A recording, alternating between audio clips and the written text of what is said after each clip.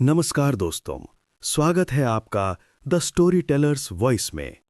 तो आइए इस सफर की शुरुआत करें, जहां कहानियां सिर्फ सुनाई नहीं जाती, बल्कि महसूस कराई जाती हैं। नमस्कार, द डीप ड्राइव में आपका स्वागत है। आज हम मॉर्गन हाउसल की बहुत ही मशहूर किताब है द साइकोलॉजी ऑफ मनी, मतलब पैसे का मनोविज्ञान, इस पर थोड़ी गहराई से बात करेंगे। ये समझना जरूरी है कि ये कोई मतलब टिपिकल फाइनेंस किताब नहीं है। हाँ, बिल्कुल नहीं। इसमें आपको वो भारी भरकम चार्ट्स या फॉर्मूले या सीधे सीधे कि भाई ये खरीद लो वो बेच दो, वैसी सलाहें नहीं मिलेंगी। सही। बल्कि ये किताब इस बात की तह तक जाती है कि पैसे को लेकर हमारा बर्ताव कैसा है, हमारी भावनाएं क्या हैं और हमारी सोच, हमारी मानसिकता वो कैसे हमारी पूरी फाइनेंशियल लाइफ को शेप देती है। तो आज हमारा मकसद यही है कि इस किताब के सारांश से जो सबसे जरूरी बातें हैं, जो गहरी सीख है, उन्हें निकालकर सामने लाएं। बिल्कुल। और इस किताब का जो मूल विचार है ना, वो अपने आप में बहुत पावरफुल है। हाउसल का कहना है कि देखो, पैसे के मामले में आप कितना अच्छा करते हैं, इसका आपकी इंटेलिजेंस से उतना लेना देना नहीं है जितना आपके बिहेवियर से है। अच्छा। इसका सीधा मतलब यही हुआ कि भाई आपके पास बहुत सारी डिग्रियां हैं या आपकी सैलरी बहुत ऊंची है, ये सब फाइनेंशियल सक्सेस की गारंटी नहीं है, बिल्कुल नहीं। ज्यादा जरूरी ये है कि हम लालच, डर, हमारा ईगो, दूसरों से खुद को कंपेयर करना, इन सब इंसानी जज्बातों को कैसे संभालते हैं। सही बात है। तो चलिए खोलते हैं इस किताब की परतों को और समझते हैं कि पैसे से जुड़ा ये मनोविज्ञान, ये साइकोलॉजी असल में काम कैसे करती है। ठीक है, तो पहली बड़ी सीख जो हाउसल देते हैं वो है कोई पागल नहीं है। उनका कहना है कि पैसे को लेकर हर किसी का तजुर्बा इतना अलग होता है, इतना यूनिक, कि जो फैसला एक को बिल्कुल लॉजिकल लगता है वही दूसरे को शायद बेवकूफी भरा लगे। हाँ, ये बहुत इंटरेस्टिंग पॉइंट है। जैसे कोई गरीबी में पला बड़ा है तो उसके लिए शायद पैसे की सेफ्टी सबसे बड़ी चीज होगी। हाँ। जिसमें मान लीजिए शेयर बाजार में बहुत नुकसान देखा हो, वो शायद उससे दूर ही रहना चाहेगा। बिल्कुल। और जिसने कभी मतलब पैसे की तंगी देखी ही नहीं, वो शायद ज्यादा रिस्क लेने में ओके हो। हम सब अपनी कहानी के चश्मे से ही तो देखते हैं ना दुनिया को। ये बहुत जरूरी बात है, क्योंकि हम अक्सर दूसरों के फाइनेंशियल डिसीजंस को अपने नजरिए से जज कर लेते हैं। हाँ। जैसे लॉटरी का टिकट खरीदना, किसी पढ़े लिखे अमीर आदमी को लगेगा यार ये तो पैसे की बर्बादी है। बिल्कुल। लेकिन कोई ऐसा इंसान जिसकी आमदनी बहुत ही कम है, उसके लिए वो शायद जिंदगी बदलने का एक छोटा सा सस्ता सा सपना खरीदने जैसा हो। उसका लॉजिक अलग है। तो यहाँ जो गहरी सीख है वो ये कि दूसरों को पागल या नासमझ कहने से पहले उनकी कहानी, उनके डर, उनकी उम्मीदें, ये सब समझने की कोशिश करनी चाहिए।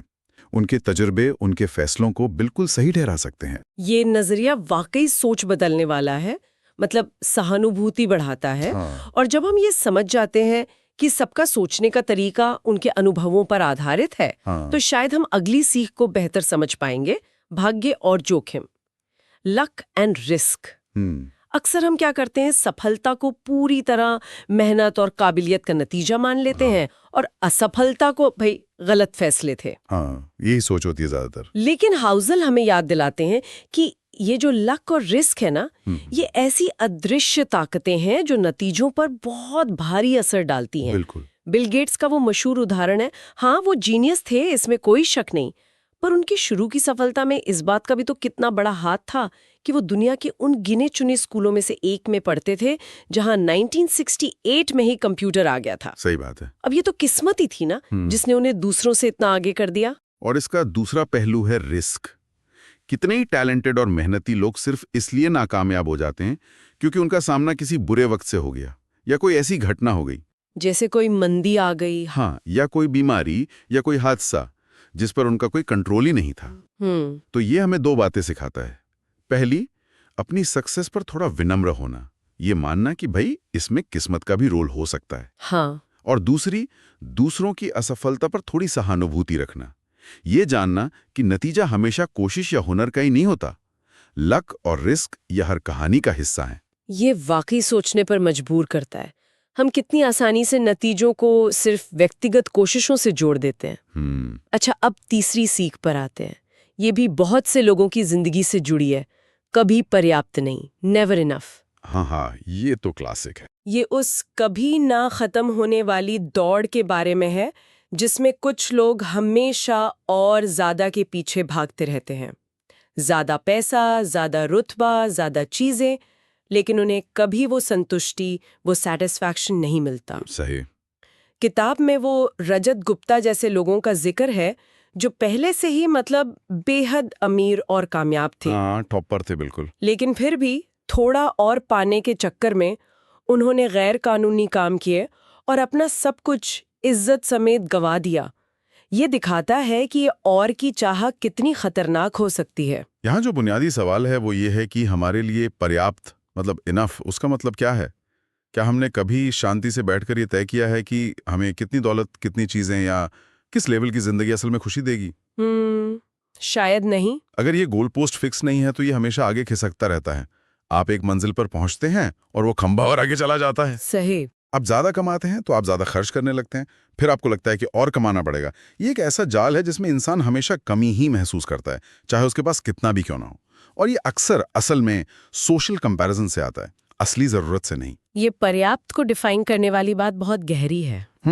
और इसी से जुड़ी हुई है चौथी सीख, कंपाउंडिंग का जादू, चक्रवृद्धि। हाँ। स्कूल में हमने कंपाउंड इंटरेस्ट के बारे में पढ़ा तो है, लेकिन हाउसहोल्ड कहते हैं कि ये सिद्धांत सिर्फ पैसों पर ही लागू नहीं होता। सही। ये आदतों पर, नॉलेज पर, रिश्तों पर और सबसे जरूरी धैर्य पर भी काम करता है। हाँ। वॉरेन बफे की मिसाल लीजिए, उनकी जो इतनी दौलत है उसका राज ये नहीं है कि उन्होंने हर साल कोई जबरदस्त रिटर्न कमाया, नहीं, बल्कि राज ये है कि उन्होंने लगभग 75 सालों तक लगातार बिना रुके पेशेंस के साथ इन्वेस्ट किया। उनकी ज्यादातर दौलत तो 50 या 60 साल की उम्र के बाद बनी है। बिल्कुल। जब सालों के कंपाउंडिंग इफेक्ट ने अपना जादू दिखाना शुरू किया तो असली शक्ति जो है वो ऊंचे रिटर्न पाने की कोशिश में उतनी नहीं है जितनी लंबे समय तक टिके रहने में, लगातार कोशिश करते रहने में और धीरज रखने में है। सोचिए, अगर आप रोज सिर्फ 1% बेहतर होने की कोशिश करें किसी भी चीज में, कोई स्किल हो, सेहत हो, ज्ञान हो, तो साल भर में आप 37 गुना बेहतर हो सकते हैं। अरे वाह। लेकिन ये इतना धीरे धीरे होता है कि नजर नहीं आता, और इसीलिए धैर्य रखना सबसे मुश्किल काम है। हम तो तुरंत नतीजे चाहते हैं, जबकि कंपाउंडिंग का जादू तो टाइम मांगता है। ये धैर्य वाली बात वाकई गांठ बांधने लायक है। बिल्कुल। अब 5वीं सीख पर आते हैं। ये अमीर बनने और अमीर बने रहने के फर्क को समझाती है। हाउसल कहते हैं कि ये दो बिल्कुल अलग चीजें हैं। हाँ, और इनके लिए स्किल सेट भी अलग चाहिए। अमीर बनना शायद किस्मत से, थोड़ा रिस्क लेने से या किसी एक सही फैसले से हो सकता है। हो सकता है। कोई लॉटरी जीत सकता है, किसी स्टार्टअप में पैसा लगाया, वो चल निकला। हाँ। लेकिन उस पैसे को संभाल कर रखना, यानी लंबे समय तक अमीर बने रहना, ये ज्यादा मुश्किल है। इसके लिए सिर्फ होशियारी या लक काफी नहीं है। अमीर बने रहने के लिए चाहिए विनम्रता, ह्यूमिलिटी, ये समझना कि जो सफलता आज मिली है वो कल जा भी सकती है। और एक तरह का कह सकते हैं पॉजिटिव डर या सतर्कता चाहिए। ये एहसास कि चीजें गलत हो सकती हैं, मार्केट पलट सकता है, इसलिए हमेशा सेफ्टी का ध्यान रखना जरूरी है। मतलब ये कि बहुत आक्रामक तरीके से पैसा बनाने से ज्यादा जरूरी है बड़ी गलतियां करने से बचना, अपनी कैपिटल को सुरक्षित रखना। फाइनेंशियल दुनिया में लंबे समय तक टिके रहना ही असली जीत है, ना कि सबसे तेज दौड़ना। Survival is the key. ये सुरक्षा और टिके रहने पर जोर देना, ये एक अहम बात है। और ये हमें छठी सीख की ओर ले जाता है, जो शायद इस किताब के सबसे पावरफुल आइडियाज में से एक है। स्वतंत्रता ही असली दौलत है। फ्रीडम। बिल्कुल। घर, शानदार छुट्टियां, ये सब बाहरी दिखावा। लेकिन हाउसल का नजरिया अलग है। वो कहते हैं कि सच्ची दौलत का सबसे बड़ा रूप है अपने समय पर कंट्रोल होना। क्या बात है। सुबह उठकर ये तय कर पाना कि आज आप क्या करना चाहते हैं, कब करना चाहते हैं, किसके साथ करना चाहते हैं और कितनी देर तक करना चाहते हैं, यही असली अमीरी है। किसी ऐसी नौकरी में ना फंसे रहना जिसे आप पसंद नहीं करते, सिर्फ इसलिए क्योंकि भाई अब बिल भरने हैं। पैसे का सबसे बड़ा फायदा, उसका सबसे बड़ा रिटर्न, यही कंट्रोल और ऑप्शंस हैं जो वो आपको देता है। हाँ। ये आपको आजादी देता है कि आप वो काम चुनें जिसमें आपको मजा आता है, भले ही सैलरी थोड़ी कम क्यों ना हो। सही। ये आपको ताकत देता है कि आप किसी खराब माहौल या बॉस को छोड़ सकें। ये आपको मौका देता है कि आप अपने परिवार और दोस्तों के साथ ज्यादा वक्त बिता सकें या अपनी पसंद के कामों में लग सकें। पैसा खुद में मंजिल नहीं है, बल्कि उस आजादी को पाने का एक जरिया है जिससे आप अपनी जिंदगी अपनी शर्तों पर जी सकें। यही पैसे का सबसे बड़ा डिविडेंड है। ये स्वतंत्रता वाली बात वाकई दिल को छूती है। हाँ। 7वीं सीख इसी से जुड़ी है। पैसे बचाएं चीजें खरीदने के लिए नहीं, बल्कि विकल्प और लचीलेपन के लिए। अच्छा, ये थोड़ा अलग है। हाँ, मतलब पारंपरिक सोच तो ये है कि हम सेविंग्स किसी खास मकसद के लिए करते हैं। घर का डाउन पेमेंट देना है, बच्चों की पढ़ाई है, रिटायरमेंट है, या कोई इमरजेंसी आ जाए। हाँ, आमतौर पर यही होता है। लेकिन हाउसहोल्ड्स बचत को एक अलग, ज्यादा शक्तिशाली नजरिए से देखते हैं। वो कहते हैं कि बचत का सबसे बड़ा फायदा भविष्य में कुछ खरीदना नहीं है, बल्कि वर्तमान में आपको जो फ्लेक्सिबिलिटी और ऑप्शन मिलते हैं वो है।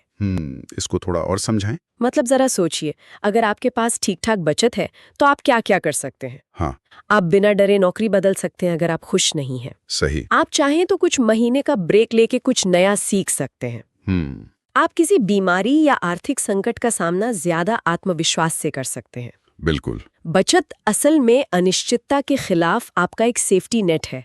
ये पैसे का वो हिस्सा है जिसका कोई तय नाम या मकसद नहीं होता, सिवाय इसके कि ये आपको अपनी जिंदगी पर ज्यादा कंट्रोल देता है। ये एक तरह से भविष्य की आजादी खरीदना है आज। वाह, ये बचत को देखने का एक बिल्कुल नया तरीका है। भविष्य के लिए नहीं, बल्कि आज के विकल्पों के लिए। एग्जैक्टली। और 8वीं सीख भी उतनी ही महत्वपूर्ण है, खासकर आज के सोशल मीडिया वाले जमाने में। इस दौड़ में अकेले नहीं। हाउजर बड़ी खूबसूरती से कहते हैं, तुलना खुशी चुरा लेती है। Comparison is the thief of Joy. 100% सही बात। आजकल क्या होता है, हम लगातार दूसरों की जिंदगी की बेस्ट झलकियां देखते हैं। उनकी विदेश यात्राएं, नई गाड़ियां, सफल करियर। हाँ, इंस्टाग्राम पर तो यही दिखता है। और इसे देखकर आसानी से लगने लगता है कि यार हम तो पीछे रह गए, दूसरे हमसे ज्यादा अमीर हैं, ज्यादा कामयाब हैं, ज्यादा खुश हैं, और हम अनजाने में ही अपनी जिंदगी की तुलना उनकी एडिटेड हाईलाइट रील से करने लगते हैं। बिल्कुल। लेकिन हम कभी पूरी कहानी नहीं जानते। हम उनके स्ट्रगल, उनके कर्जे, उनकी अंदर की चिंताएं, ये सब नहीं देख पाते।